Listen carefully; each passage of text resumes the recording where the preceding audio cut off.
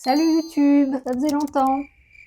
J'annonce, je garantis pas que ce soit une vidéo ultra travaillée. Mon son est pas ouf, je filme avec la caméra frontale, mais c'est pas grave. J'apprends à lâcher prise, je fais et on verra plus tard pour les améliorations. Super comme intro, ça donne vraiment envie de rester. Si je fais cette vidéo, c'est parce que ça va faire 1 an que je me suis lancée en tant que monteuse vidéo et je me suis dit que ce serait sympa de faire un petit bilan. Vous m'avez aussi posé des questions sur Insta, donc j'y répondrai tout au long de la vidéo. Avant de commencer, je vous invite à vous abonner à cette chaîne parce que, qui sait, il y aura peut-être plus d'une vidéo par an. Oui, oui, on y croit. Du coup, je vais me préparer un petit thé glacé et vous parler de ce que j'ai fait avant de me lancer pour reposer un peu les bases. En janvier 2025, je décide que je veux être monteuse vidéo. C'est d'ailleurs une idée que j'avais déjà eue quelques années auparavant, mais je m'étais pas lancée. Je vais peut-être en mettre deux. En gros, je fais de l'infusion à froid. Là, j'ai pris fruits rouges. Je vais faire de la purée de pêche en même temps.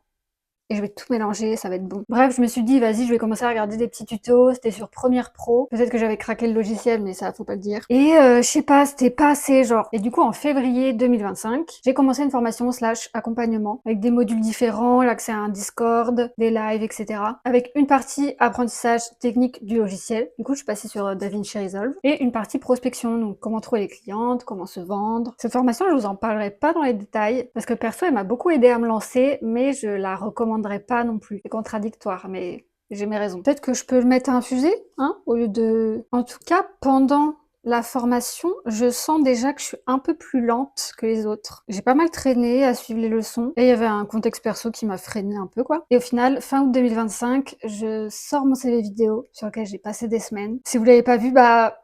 allez-y. Perso, ça me cringe un peu de le revoir, parce que l'acting et tout, mais j'en suis quand même super fière. Je suis contente de mon idée, je suis contente des effets que j'ai fait dedans. En plus, j'ai casé plein de passions à moi dedans. Je trouve qu'ils me ressemblent bien et les retours, ils étaient trop bien, quoi. Autant les nectarines, c'est un de mes fruits préférés, mais les épluchés au secours. En plus, j'ai pris des jaunes, alors je pense avoir pris des blanches, mais bon. On n'a pas le robonnaire ici. Vas-y, je termine et je reprends, parce que là, j'ai les mains pleines de jus, ça me... Je peux pas. C'est pas normal de grimacer comme ça pour un fruit. À ce moment-là, j'ai aussi créé ma micro-entreprise. J'ai pas souvenir d'avoir eu trop de difficultés à ce niveau-là. À part la CAF, qui a paniqué, comme d'hab, qui s'est dit, tiens, si on lui retirait tous ses droits. Bon, au final, c'est rentré dans l'ordre. Et au même moment, je me suis dit, allez, va falloir bombarder Insta pour trouver les premiers contrats, parce que, bah, c'est comme ça que ça marche, tout simplement. Enfin, oui, ok, il y a la prospection, mais... flemme, j'aime pas. J'ai fait une vidéo pour vous parler de ce flop légendaire, si vous voulez en savoir plus. Ce qui m'amène au premier constat de cette première année de freelance, c'est que j'ai beaucoup de mal avec la création de contenu. Je m'explique. J'aime la création de contenu. Pour les autres, principalement le montage.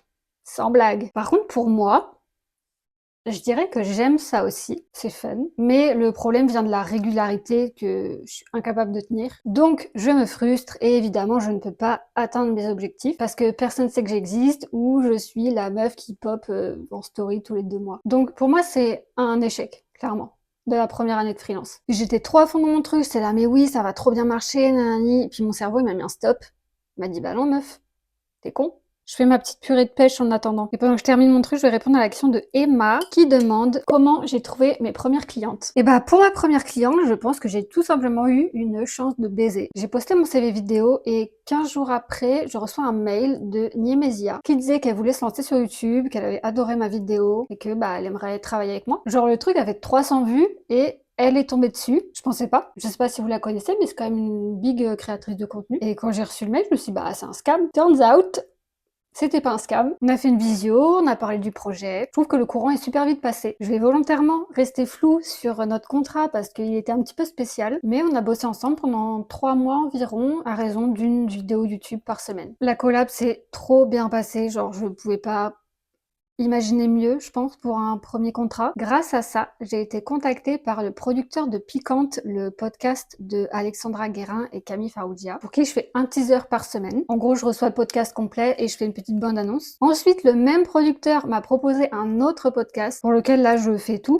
La vidéo YouTube, le MP3, des extraits. Grâce à Piquante, je travaille maintenant aussi avec Naomi Clément. Bref, c'est beaucoup de bouche à oreille en fait. Pour l'instant, le fait de répondre à des annonces n'a pas trop porté ses fruits. J'ai fait des démos et tout, mais ah si, sauf une fois, j'ai fait un one-shot pour un streamer, une grosse vidéo. Et voilà, pour l'instant, j'en suis là. Donc comment j'ai trouvé ma première cliente? Postée sur les réseaux. Je vais m'asseoir un peu pour la suite, avec mon petit thé glacé. Pas mal.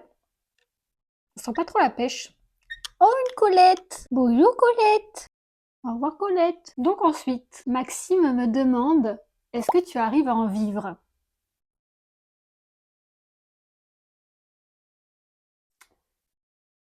J'aimerais pouvoir dire oui. J'aimerais pouvoir dire oui de manière ferme et enthousiaste. Oui, j'en vis! Mais non! Visage du seum. Là, toute l'année, j'ai eu mon filet de sécurité qui est l'AAH, sauf que ça s'arrête. C'est mon dernier mois avec, et après, je n'aurai que mon travail pour vivre. Ce qui est très flippant, parce que à l'heure actuelle, au moment où je filme cette vidéo, j'ai pas assez de contrats. En toute transparence, mes deux plus gros chiffres d'affaires, ça a été mai avec 1250 et juillet avec 1580. Le reste du temps, j'ai été en dessous de 1000 ou très en dessous de 1000. Et en plus, après, il y a l'URSSAF qui passe. Par contre, j'ai très peu de frais. Quelques abonnements par mois, mais au final, ça représente pas grand-chose. La question du chiffre d'affaires, elle est un petit peu difficile à gérer parce que je me compare beaucoup. Je sais que certaines personnes qui ont fait la même formation que moi, qui ont commencé après moi, font des chiffres d'affaires beaucoup plus élevés. Moi, je suis un petit peu à la traîne. Idéalement, j'aimerais trouver un contrat YouTube, une vidéo par semaine, déjà parce que je préfère monter des formats longs et que sur les formats longs sur YouTube, il n'y a pas de sous-titres et j'aime pas faire les sous-titres. Et aussi parce que là, ça commencerait vraiment à être confortable. En soi, il manque pas grand chose pour en vivre, vous voyez. Maxime demande aussi comment on peut me proposer des projets. Par mail, tout simplement. En expliquant le projet dans les grandes lignes. Après, généralement, je fais un appel avec la personne. Et si on arrive à se mettre d'accord sur le truc, sur le budget, etc., bah, ça part. Après, j'ai des critères personnels sur le contenu. Si la personne veut quelque chose avec des valeurs diamétralement opposées aux miennes, je vais probablement refuser. Si la personne elle veut un montage full IA, je vais refuser. Mais de toute façon, vu qu'il y a des choses que j'aborde ouvertement dans mes contenus, je pense que naturellement, je vais attirer des personnes qui me ressemblent. En soi, pour une première année, c'est déjà bien parce qu'au final, je me suis prouvé que je pouvais en vivre. Enfin, là, du coup, non, mais vous avez capté. Même si pour l'instant, c'est pas encore assez, bah, c'est pas non plus zéro. Juste, je suis loin des objectifs financiers que j'avais en tête en me lançant. Après, peut-être que j'étais totalement délulu. Mais voilà, en tout cas, j'espère faire le même type de vidéo l'année prochaine et vous dire, bah, c'est bon. Objectif réalisé. Là, c'est pas une question, mais ça me semblait intéressant d'en parler. Je pense que depuis quelques mois, je me suis pas mal reposée sur mes acquis. J'ai pas appris grand-chose en termes de technique pure de montage. Franchement, je dois connaître que 10% de mon logiciel au final. Peut-être moins. Je me suis rarement dit, tiens, là, je vais apprendre un nouveau truc. C'est grave dommage. Et je me suis dit que ce serait bien que je l'ajoute dans mes prochains objectifs. Par exemple, j'aimerais beaucoup faire une formation sur l'étalonnage, le travail des couleurs, etc. J'en fais un peu, mais plutôt d'instinct. Je pense qu'une pro me dirait que je fais de la merde. Pareil, apprendre le motion design, c'est pas déconnant. D'ailleurs, ça m'amène à une question qu'on m'a posée, celle de Romain, qui demande si DaVinci me suffit pour le motion design ou est-ce qu'il y a besoin de After Effects. Du coup, personnellement, je ne fais pas de motion design. Je touche un peu à Fusion, mais enfin vraiment pour des trucs ultra basiques. Par contre, je pense pouvoir dire que oui, ça suffit. Je vous invite à regarder le contenu de Feriel sur Insta, qui est monteuse et motion designeuse sur DaVinci. Sur son Insta, elle montre ce qu'elle fait, elle a même une formation, et elle prouve que oui, c'est totalement possible, même mieux que After Effects. Et franchement, ça m'arrange parce que franchement, flemme de m'abonner à un logiciel Adobe. Et du coup, vraiment, apprendre le motion design, c'est une idée qui est un peu en train de germé. Colette, Colette, elle veut pas vous voir. Elle est en train de se dire, mais qu'est-ce qu'elle fait ma mère? J'ai bientôt fini, Doudette. C'est vrai en plus, il reste une question. C'est une question qui est revenue plusieurs fois et qui va me permettre d'aborder plusieurs choses. C'est comment je vais? Et moralement, comment s'est passée l'année? Alors déjà, merci pour la question parce que c'est super mimi de s'en inquiéter. Et en vrai, déjà, l'année, je l'ai pas vue passer. C'est un délire, c'est allé super vite. Et j'ai envie de dire que ça va, même si je vais nuancer un petit peu, bien sûr. En vrai, j'ai le seum de pas avoir atteint mes objectifs parce que ça me bloque dans ma vie, en fait. Tout simplement. Je peux pas déménager, je peux pas avoir le matériel que je veux, genre un bureau, une chaise correcte. Je peux pas aller faire des petits week-ends à droite à gauche. Je peux pas faire tout ce que j'ai envie de faire, tout simplement. Mais je vous apprends rien sur ce qu'on peut faire avec de l'argent et sur ce qu'on peut faire quand on est freelance dans un métier digital. Du coup, ça me frustre beaucoup. J'ai pas ce que je veux, j'aime pas.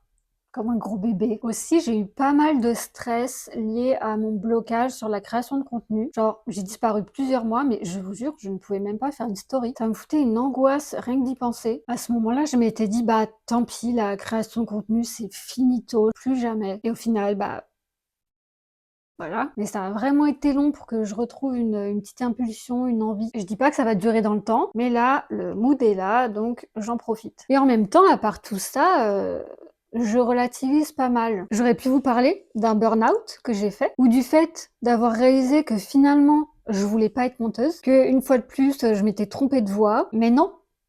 Et ça, c'est positif. Je sais que je suis dans la bonne direction, juste ça me prend plus de temps que ce que j'aimerais. Après, ayant des handicaps, c'est l'histoire de ma vie en fait. Mais à chaque fois, je suis là.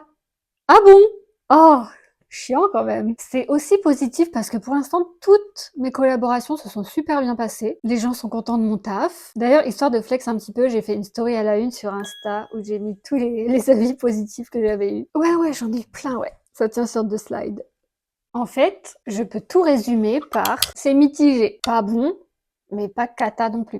Et on se retrouve ici pour la fin. J'espère avoir bien répondu à vos questions et que je n'aurai pas déçu Clara et Mikoko en oubliant des sujets à aborder. En tout cas, j'ai pas l'intention de faire une liste intenable d'objectifs pour la future année, juste faire mieux, mais beaucoup mieux quand même, parce que si je fais juste un tout petit peu mieux, ce sera la merde. Mais pas de pression, bien sûr. Bref, abonnez-vous, likez, partagez, tout ça, tout ça. Bisous!